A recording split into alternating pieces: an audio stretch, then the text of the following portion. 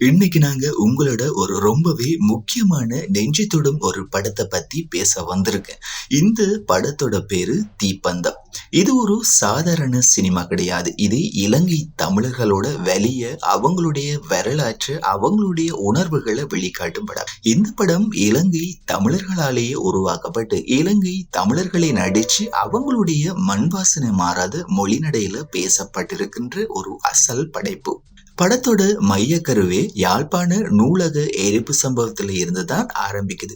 அடக்குமுறையாளர்கள் எப்படி மக்களை ஒடுக்குவாங்க, கல்வியை எப்படி அழிப்பாங்க, இலக்கியங்களை எப்படி தீயிட்டு கொளுத்துவாங்கன்னு இந்த படம் அழுத்தமா காட்டுது. அந்த அராஜகத்தை எதிர்த்து அழிஞ்சு போன அறிவு கருவூலங்களை எப்படி ஒருத்தர் உயிரை கொடுத்து காப்பாத்த போராடினாங்கன்றதான் இந்த படத்தோட மையக்கதை.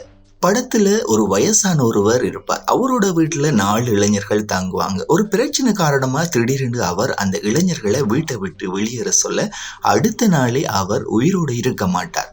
அவருக்கு என்ன ஆச்சுங்கிறது தான் படத்தோட பெரிய சஸ்பென்ஸ்.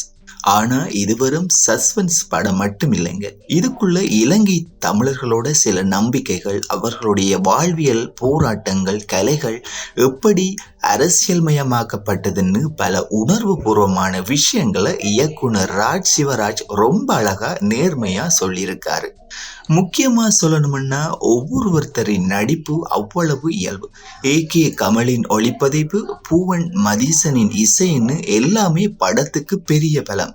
இந்த தீப்பந்தம் ஒரு சினிமா மட்டும் கிடையாதுங்க. இது ஒரு தலைமுறை கண்டிப்பா பார்க்க வேண்டிய ஒரு முக்கியமான படைப்பு.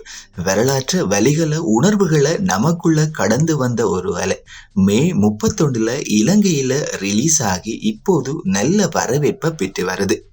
இன்னும் கனடா, பிரித்தானியா, சுவிஸ்ன்னு பல நாடுகளிலும் வெளியாகி இருக்கு. முடிஞ்சா கண்டிப்பா இந்த தீப்பந்தம் படத்தை உங்க ஃபேமிலியோட பாருங்க.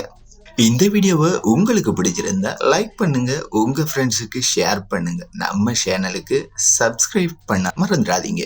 அடுத்த வீடியோவில் சந்திப்போம்.